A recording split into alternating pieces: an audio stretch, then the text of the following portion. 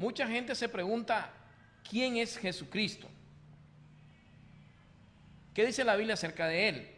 Entonces, mucha gente conoce o tiene el concepto de que Jesucristo era simplemente un hombre o un gran maestro. Así lo conocen al Señor. O incluso un profeta de Dios. Entonces, así mucha gente ven a Jesucristo como un buen hombre, como un excelente maestro e incluso como un profeta de Dios. Y no podemos negar que estas cosas son ciertas, pero en realidad va más allá que estos títulos que le atribuyen a Jesucristo. No solamente era un hombre, un buen hombre, no solamente era un maestro excelente de la palabra, conocía la escritura, no solamente era un profeta, sino que también la Biblia habla de que Jesús era Dios en carne. Si nos vamos a la Biblia, podemos hablar, ¿saben, mi estimado amigo, de que el apóstol Juan, mire cómo lo describe y cómo se refiere a Jesús? Juan 1:1 dice, en el principio era el verbo, y el verbo era con Dios, y el verbo era Dios. Este era en el principio con Dios. Todas las cosas por él fueron hechas, y sin él nada de lo que ha sido hecho fue hecho. Y mire entonces cómo el apóstol Juan se refiere a Jesucristo. En el principio era el verbo, la palabra, la acción, y el verbo era con Dios, y el verbo era Dios, la palabra. Ese ser invisible que creó los cielos y la tierra, dice que en el principio él era el verbo. Y ese verbo un día, hace más de 2000 y pico de años, vino a esta tierra y se hizo carne. Y pudimos verlo, aquellos que estuvieron con el Señor Jesús y fueron discípulos de él, pudieron escuchar a ese verbo, sus palabras, sus enseñanzas, sus acciones. La palabra, el verbo, se encarnó en un hombre llamado Jesucristo. Y la Biblia es clara. Si nosotros como cristianos y que tenemos la fe en las Escrituras y sabemos que esta es la palabra de Dios y que es real y que es inspirada por Dios, dice que Jesucristo era Dios desde el principio, y que ese ser llamado Jesucristo vino a esta tierra hace más de 2000 y pico de años, era hombre y era Dios, 100% hombre y 100% Dios. Cuando él quería actuar como hombre, actuaba como hombre, pero cuando él quería demostrar su poder y quería actuar como Dios, actuaba como Dios. Imagínense que aún los mismos discípulos se quedaban perturbados y decían, ¿quién es este? Que aún los vientos le obedecen. Cuando escuchan la voz de él, mudecen, callan, se calman los vientos, las olas, las tormentas. Los mismos discípulos reconocieron a Jesús como Dios, porque ellos venían y se hincaban, se postraban ante él, ante sus pies. Y Jesús nunca le reprochó y nunca les dijo, ¿por qué ustedes se hincan ante mí? ¿Por qué me adoran? ¿Por qué me dan atributos? ¿Por qué me rinden reverencia como que yo fuera Dios? Nunca. Jesús le dijo, levántense, yo no soy Dios. Nunca le dijo eso.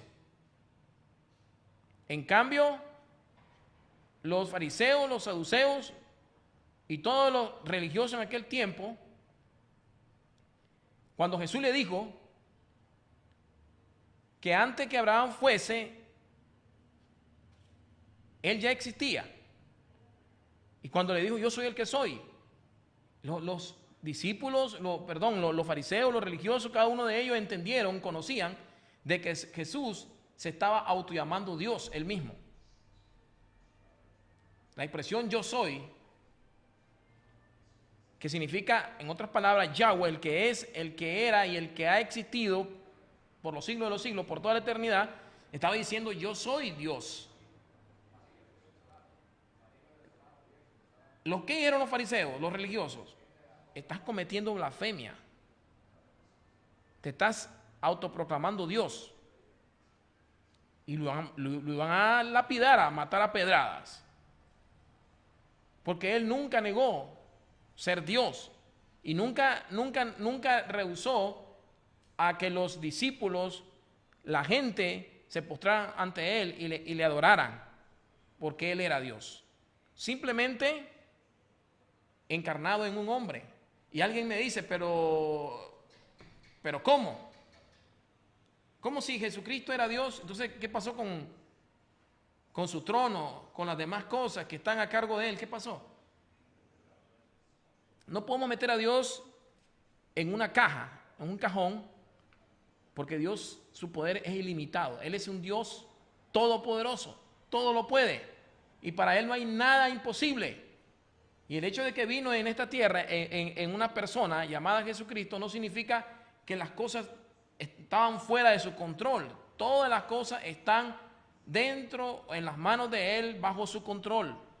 Desde un principio, desde que las cosas fueron creadas, Dios tiene el control de todas las cosas. Imagínense que nosotros confiáramos en un Dios que las cosas le salieran de las manos de Él, de su control. En Juan 1:14 dice, y aquel verbo fue hecho carne, es lo que le decía, y aquel verbo fue hecho carne, y habitó entre nosotros. Qué bendición es aquellas personas y discípulos de Jesús, los apóstoles, que estuvieron con Jesús. Por eso dice, y aquel verbo fue hecho carne, y habitó entre nosotros, y vimos su gloria, gloria como el del unigénito del Padre, lleno de gracia y de verdad. Lleno de gracia y de verdad. Entonces, en esta noche, lo que estoy tratando de enseñarle es cómo llegar a entender cómo o quién era Jesucristo. Y cómo llegar a Él. Cómo reconocerlo como su Salvador de su vida. Porque es triste estar en este mundo, en esta tierra, y andar separado de Dios. Jesús dijo en San Juan, en el Evangelio de Juan, capítulo 15, sin mí nada pueden hacer. Entonces todo aquel que anda separado de Cristo vive una vida miserable, una vida frustrada, una vida vacía en su interior. Nada puede llenar ese vacío dentro de su corazón, sino solamente Cristo, el creador de la vida, el dador de la vida y el que nos regala la paz, el que nos da la vida eterna, el que nos regala esa paz, esa tranquilidad en medio de un mundo que cada día va en decadencia y que cada día va en caos. Porque lo que hay en este mundo es solo maldad. Y que pronto, como lo dice la Biblia, esto va a pasar, el cielo y la tierra pasará. Que pronto esto se va o va a desaparecer. Pero qué bueno es que nosotros como hijos de Dios tenemos esperanza, que Dios nos tiene un mejor lugar en el que estamos aquí. No estoy diciendo de que el hecho de que tengamos a Cristo en nuestro corazón, ya tenemos paz, tranquilidad, vida eterna en esta tierra. Desde un principio que venimos a Cristo ya tenemos vida eterna, una vida desde que conocemos a Cristo, ya tenemos la vida, la salvación garantizada en Él.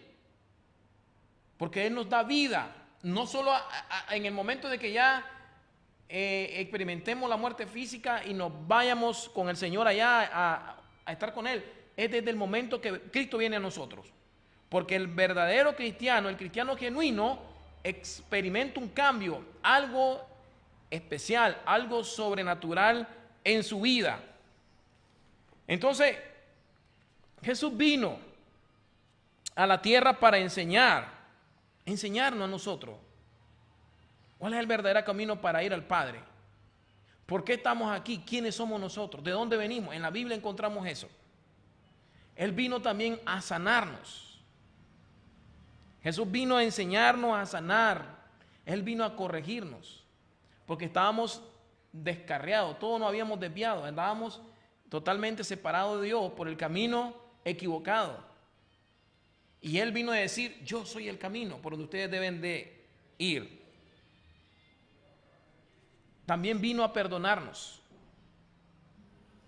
Imagínense, y aún más que eso, aparte de que Él nos perdona, Él murió por nosotros. En la sesión anterior que yo les estaba explicando acerca de los sufrimientos que experimentó nuestro Señor Jesús. Todo fue por amor a nosotros. Por nosotros. Todo lo que Él sufrió fue por amor a nosotros. Y ahí vemos la justicia de Dios de que alguien tenía que pagar las consecuencias de las desobediencias del ser humano desde un principio, desde que Adán y Eva pecaron en el huerto del Edén, y ahí el hombre heredó esa maldición. Y ahí vemos el pecado que el hombre hereda, pero también vemos los pecados o los delitos, podemos decir, imputados, aquellos que son creados por nuestras propias acciones voluntariamente. Entonces, a eso vino Jesús. Según la Biblia, Jesucristo es Dios. Jesucristo es el Creador. Jesucristo es el Señor soberano. Por eso Él vino a esta tierra. Él dice en la Biblia que Él estuvo dispuesto a morir por nosotros. Él vino a cumplir un plan. Y aún en cierta ocasión le digo a los gobernadores, y le digo a Pilato, ninguna autoridad tiene si no te fue dada de arriba. O en otras palabras, la autoridad que tienes es porque te fue dado de arriba. De otra manera, ¿qué hubiese pasado? Las cosas hubiesen sido diferentes. Jesús simplemente estaba obedeciendo el plan de su Padre. Y algo en esta noche, a veces es difícil entender la palabra de Dios, porque cuando hablamos de Jesucristo como Hijo de Dios, era un título que se le había atribuido a Él. Pero cuando hablamos de Jesucristo, estoy hablando del mismo Dios. Cuando hablamos de Dios, estamos hablando del Padre. Cuando hablo del Espíritu Santo, estamos hablando del mismo Dios. El Padre es Dios, el Espíritu Santo es Dios, y Jesucristo es Dios. Un solo Dios verdadero. Y cuando no entendemos esto, pues tendemos a equivocarnos, pero no. Dios vino a esta tierra, se manifestó a los hombres en Jesucristo.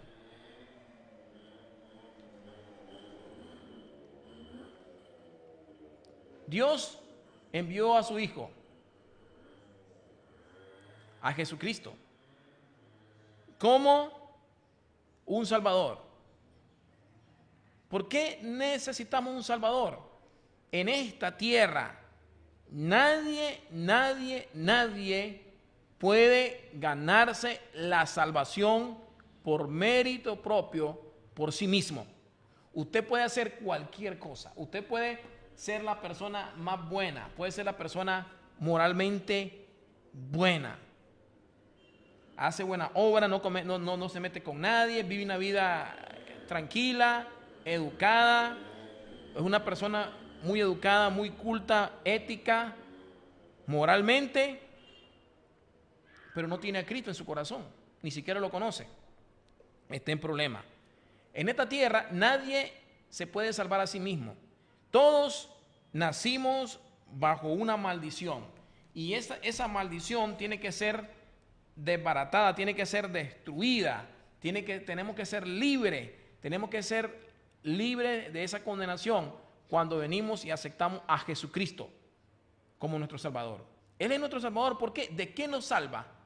De la condenación eterna. ¿De qué nos salva? De esa maldición.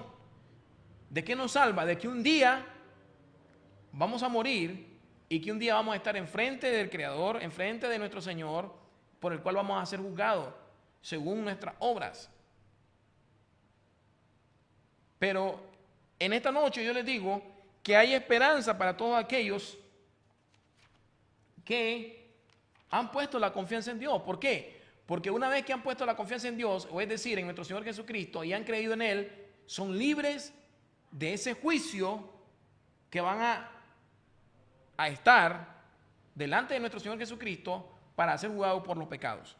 El que viene a Cristo lo tiene todo. El que viene a Cristo es libre de la condenación eterna y es libre de ese juicio por el pecado. Porque ya nosotros, una vez que venimos a Cristo y somos salvos, somos libres, tenemos vida eterna, experimentamos la salvación en Él, tenemos viene a morar la nueva naturaleza de Cristo en nosotros, ya no vamos a ser juzgados por el pecado o por los pecados. No vamos a ser juzgados por ello, porque ya nuestro Padre juzgó a nuestro Señor Jesucristo por todos los pecados de la humanidad en lugar de nosotros.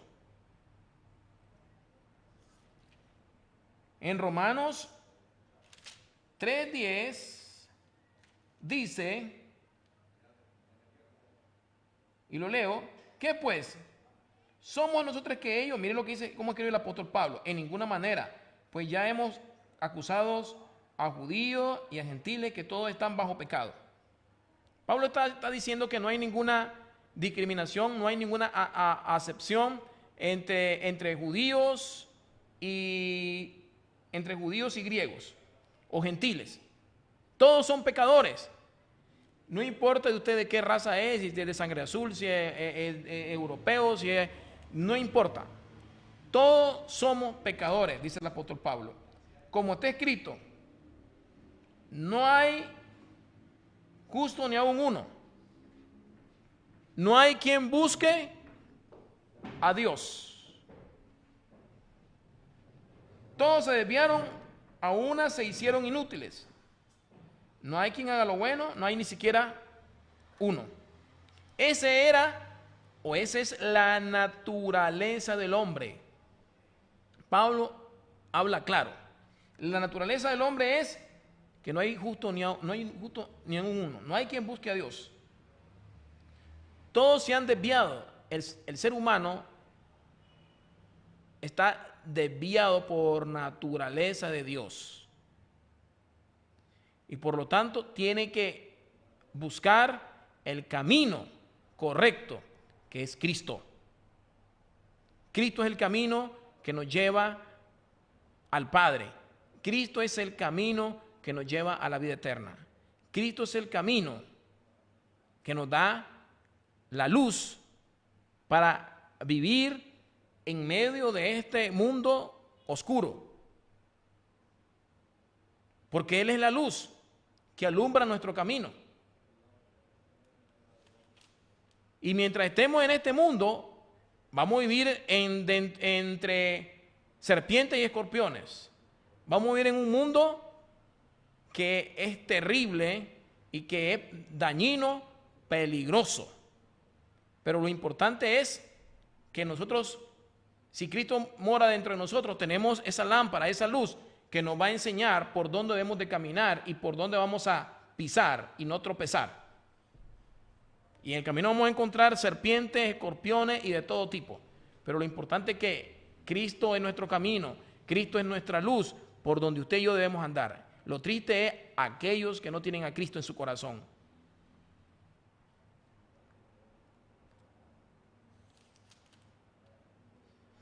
Así es, todos andan desviados, dice el apóstol Pablo. a una se hicieron inútiles, no hay quien haga lo bueno, no hay ni siquiera uno. Esa es la condición del hombre fuera de Dios, fuera de Cristo. 13.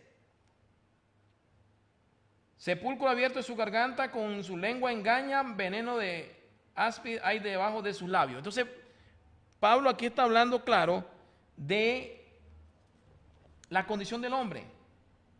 En el versículo 13, 14 dice, su boca está llena de maldición y de amargura. Sus pies se apresuran para derramar sangre. Imagínense, eso es el hombre, ese es el ser humano. Sus pies se apresuran para derramar sangre.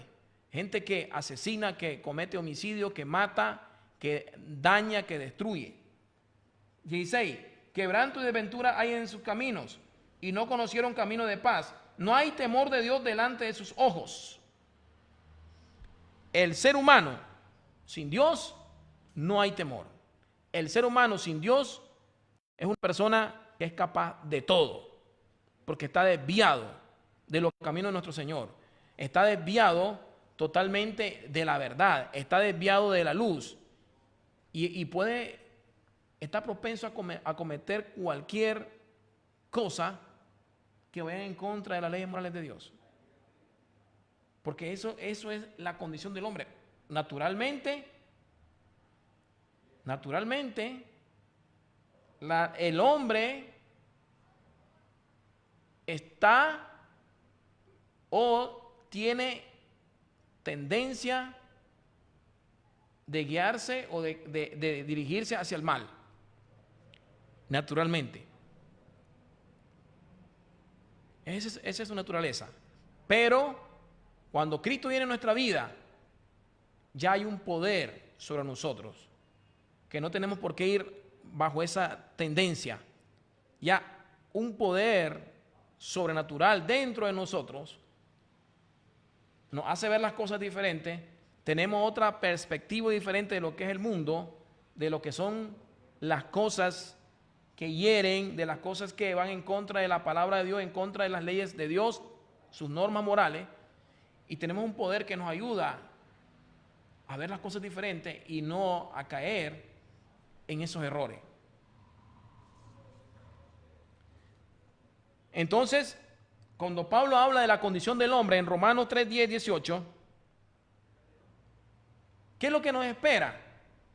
Al ser personas que no estamos capacitados para lo bueno, sino solo para el mal, que tenemos esa tendencia de que los pies se apresuran para derramar sangre, de que su boca dice que está llena de maldición y de amargura. Eso es el hombre, que su lengua engaña, que hay veneno de áspid debajo de sus labios. Eso es lo que el apóstol Pablo nos explica en Romanos 3, versículo 10, en lo que es la condición del hombre.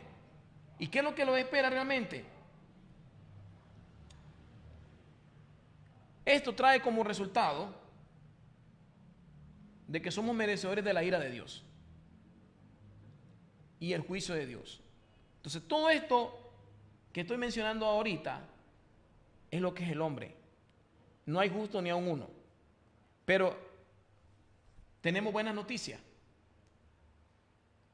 Que Cristo murió por nosotros. Por todo esto que acaba de mencionar, Él murió por nosotros. Dios hizo juicio en Él. Su ira fue descargada en Él para darnos una oportunidad a nosotros. Y Él morir en esa cruz, Él es nuestro mártir, nuestro salvador. Y a través de Él nosotros alcanzamos la salvación, alcanzamos la justificación, somos declarados inocentes porque Él murió en nuestro lugar. Entonces, el único castigo justo por pecados cometidos contra un Dios infinito y eterno es un castigo infinito. Por eso le decía yo, ese castigo lo llevó Cristo en la cruz. Romanos 6:23 dice, Romanos 6:23, porque la paga del pecado es muerte, mas la dádiva de Dios es vida eterna en Cristo Jesús, Señor nuestro. Miren lo que estoy diciendo en esta noche, según el apóstol Pablo. Porque la paga las consecuencias del pecado es la muerte. Más la dádiva, más el regalo de Dios es vida eterna. El pecado nos trae muerte. El pecado trae muerte física, muerte espiritual, muerte eterna. Pero Cristo es todo lo contrario. Cristo nos da vida, vida eterna. Ese es el regalo de Dios. Y por las consecuencias del pecado nos lleva a la muerte física. Por eso el ser humano día a día envejece, se va deteriorando hasta llevarnos a la muerte por el pecado. De eso no nos escapamos nadie. La paga del pecado es la muerte. Por eso mucha gente muere de una u otra forma, enfermedades que ni aun los médicos pueden detectar, cáncer, esto y lo otro. A veces es el mismo pecado que muere en nuestro cuerpo. Todos vamos a morir un día de una u otra forma. Y hemos visto personas cristianas, buenas, podemos decir, personas que le han entregado su vida al Señor, pero han muerto de una manera terrible, trágica, unos en accidentes, otros con enfermedades terribles, crónicas, y se han muerto. Solo Dios sabe por qué padecieron de esa forma. Pero lo importante es que ya están en la presencia de Dios. Pero esto que tenemos dentro de nosotros es un cuerpo que se va deteriorando día a día por la edad, por las enfermedades, por muchas cosas. Entonces, es difícil. Por eso dice, la paga del pecado es la muerte. Si seguimos nosotros leyendo otro pasaje de la Biblia, en Apocalipsis,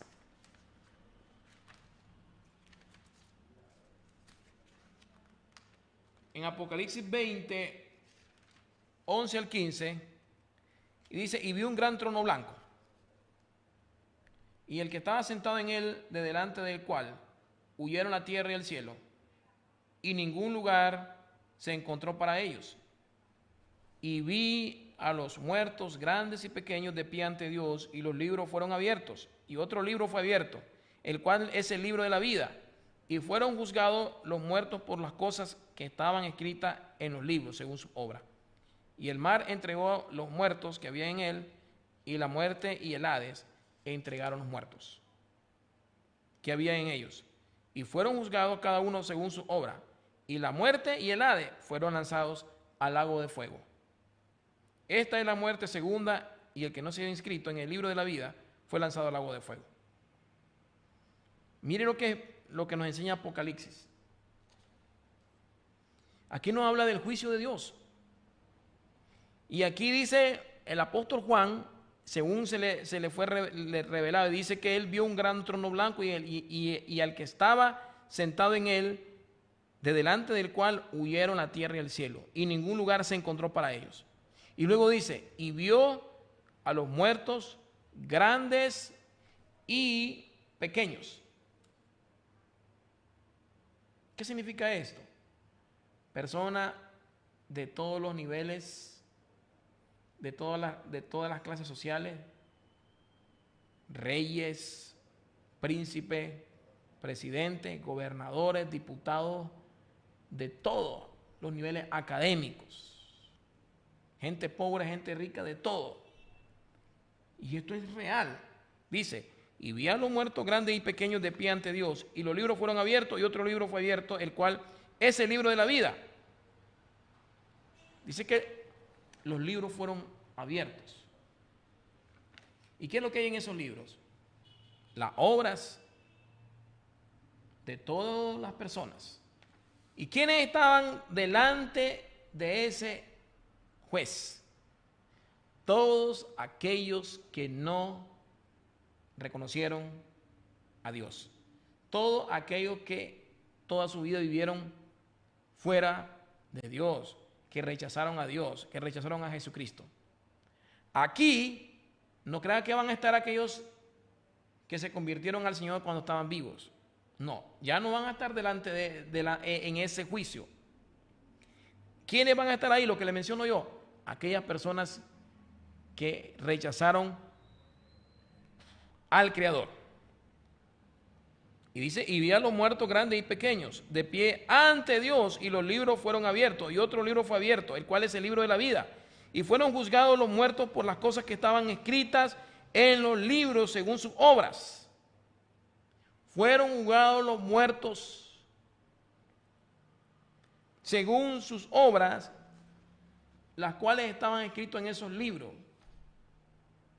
Gracias a Dios que usted y yo ya no vamos a estar ahí. Vamos a evitarnos de ese juicio. Ya no vamos a estar en ese juicio. Ahí se le va a revelar la verdad a cada persona que va a estar ahí. Y ahí no va a llegar con mentiras, con fraudes, no. Nuestro Dios tiene la mejor tecnología. El Señor no va a necesitar ahí de testigos. No va a necesitar de unos cuantos testigos para que testifiquen acerca de esa persona, de las cosas buenas o malas que haya hecho. No. Él es el juez perfecto. Él conoce la verdad y Él no se equivoca. Sí, claro, en los jueces de la tierra tienen que equivocarse, pero Dios no. Él lo sabe todo, Él es omnisciente. Y por eso yo le digo en esta noche que todos aquellos que acepten a Jesucristo como Señor y Salvador no van a estar en este juicio. Van a ser excluidos de este juicio. ¿Quiénes van a estar aquí? Todos aquellos que murieron sin conocer a Dios, sin haber aceptado a su Creador como su Salvador. Van a estar ahí. Y luego dice la Biblia que el que no se halló inscrito en el libro de la vida fue lanzado al lago de fuego. Es triste. Yo no lo quiero meter en miedo, pero eso es lo que dice la palabra de Dios. Y yo creo lo que dice la palabra de Dios, porque esta palabra, este mensaje, le fue revelado al apóstol Juan para que también nosotros lo conociéramos, fuese enseñado a nosotros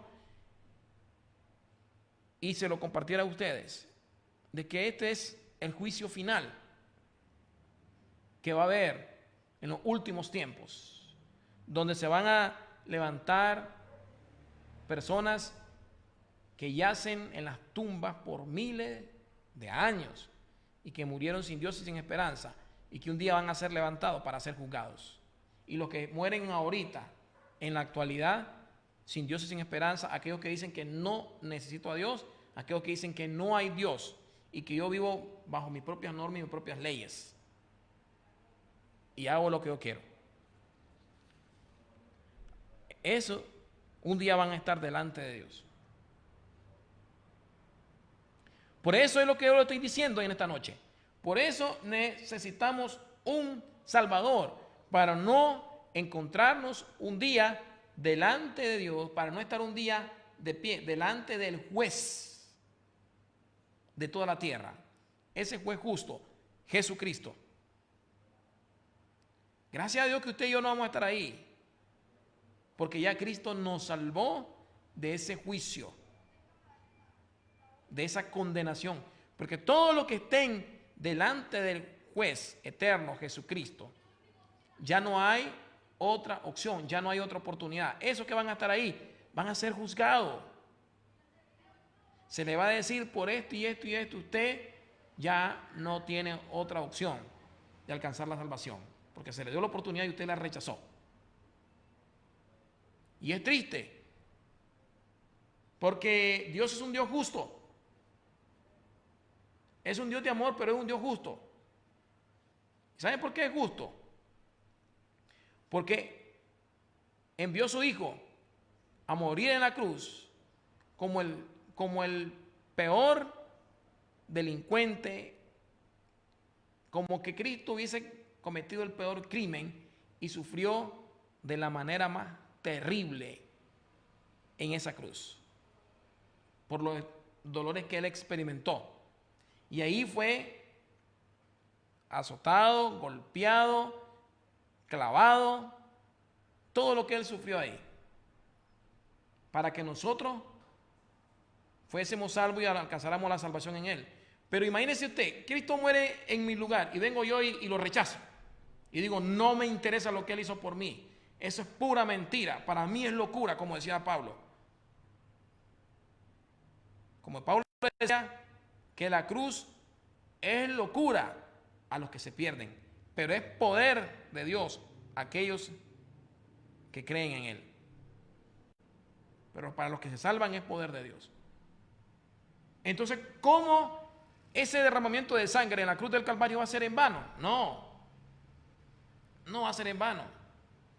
Si Cristo murió en la cruz, en mi lugar, y yo reconozco y estoy agradecido por Él, y reconozco su obra, su plan de salvación, yo quedo libre, quedo eximido de ser culpable, de ser castigado, porque Él tomó mi lugar. Yo soy libre, quedo inocente del castigo que me espera. Pero estas personas que estoy mencionando en Apocalipsis capítulo 20 fueron personas que rechazaron el sacrificio de nuestro Señor Jesucristo, que rechazaron a Dios desde que ellos tenían conocimiento.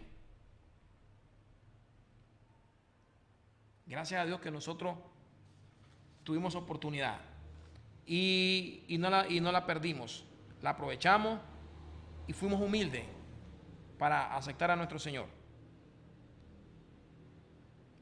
Jesucristo vino a la tierra y murió en nuestro lugar.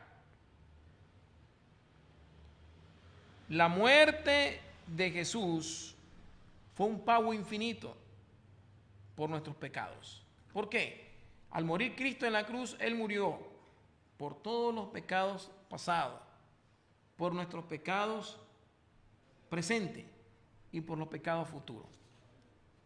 Por eso Él murió en la cruz. Segunda de Corintios 5:17 dice, de modo que si alguno está en Cristo, nueva criatura es. Las cosas viejas pasaron. He aquí, todas son hechas nuevas. De modo que si alguno está en Cristo, nueva criatura es. Somos nueva criatura en Cristo Jesús. Algo nuevo se produce dentro de nosotros. Ante el mundo, ante la gente que nos conoce, seguimos siendo la misma persona, pero dentro de nosotros hay algo diferente. Viene a morar la nueva naturaleza de Cristo dentro de nosotros. Y eso es lo que nos hace diferente a las demás personas. Segunda de Corintios 5:21 dice lo siguiente: al que no conoció pecado, por nosotros lo hizo pecado, para que nosotros fuésemos hechos justicia de Dios en él.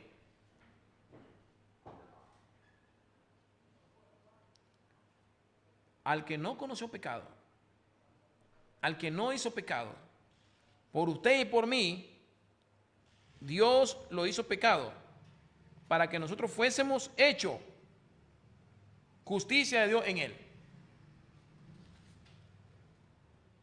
Jesús pagó el precio para que nosotros no lo tuviésemos que hacer. Es lo que yo le decía. Él murió en nuestro lugar. Romanos 5:8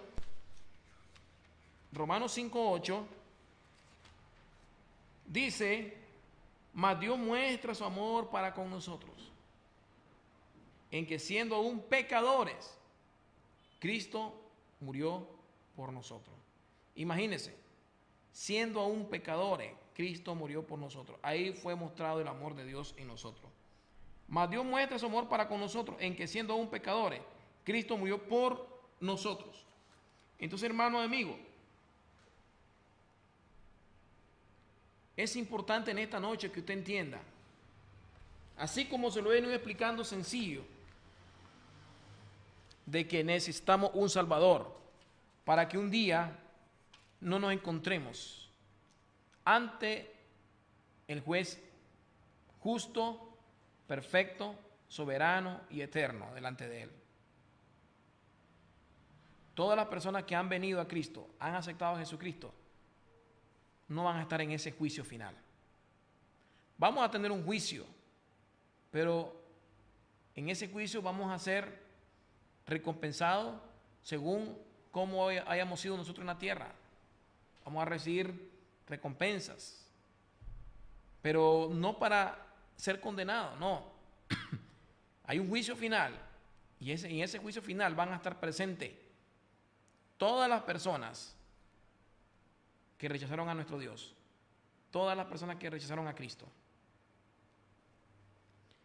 Por eso usted y yo, en esta noche, según el mensaje que he predicado, necesita venir a Cristo para que sea salvo, para que sea libre y para que un día no esté en ese juicio, porque todas las personas que están separados de Dios tienen cuentas pendientes con Dios. Hay una factura y hay un día Dios le va a juzgar y le va a revelar todas sus obras delante de usted y usted no se va a poder contradecir ahí, usted no va a poder negarse. En esta noche vamos a orar por Ruth Danelia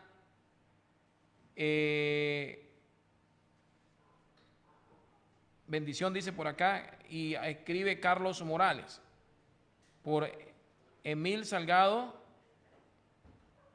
y ella pide por sanidad, por Ana Estrada, ella pide bendición, por Alina Zamora, sanidad, por una niña, dice, atentamente Ronald José González, oración por Floricelda Fortaleza, Elvira Chavarría, oración por Ángel Antonio, oración por Leonel,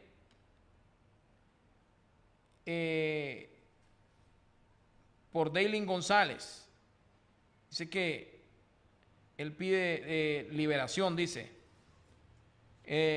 Marlene por sanidad del colon, Estela por bendición. Cada una de estas personas que se nos reportaron voy a orar y creyendo de que Dios es poderoso para contestar cada una de estas peticiones. Dios lo conoce todo. A Dios no se le escapa nada. Dios conoce todas nuestras necesidades. Usted las escribió aquí, pero Dios las conoce porque Él es omnisciente. Nos vamos a unir en oración y se las presento a nuestro Dios. Padre, te presento a cada una de estas personas que han escrito en esta noche, Señor. Tú las conoces mejor que yo. Desde el momento, Señor, que estaban escribiendo, Señor, llamaron por teléfono o mandaron un mensaje. Señor, tú ya lo sabías, Padre. En esta noche, Padre, me pongo de acuerdo, me uno con ellas, Señor. Me uno con ellos y te presento a cada uno de ellos, Señor, para que seas tú el soberano Dios, el Dios omnipotente, contestando cada una de estas peticiones de acuerdo a tu voluntad. Te las presento a su familia, a cada uno de ellos, a los que viven en sus hogares, Señor, a aquellas personas que pidieron oración por liberación, por enfermedades, de una u otra, Señor, necesidades, Padre, te las presento, Señor. En el nombre de Jesucristo, creemos que tú eres un Dios poderoso para responder cada petición que se ha enviado en esta noche. Y los que nos están viendo en el programa te los presento en el nombre de Jesús, Padre. Amén. Así que en esta noche le doy gracias a nuestro Dios por habernos permitido y le animo a que esté con nosotros el próximo día jueves a la misma hora, a las 7 de la noche. Dios me los bendiga y buenas noches.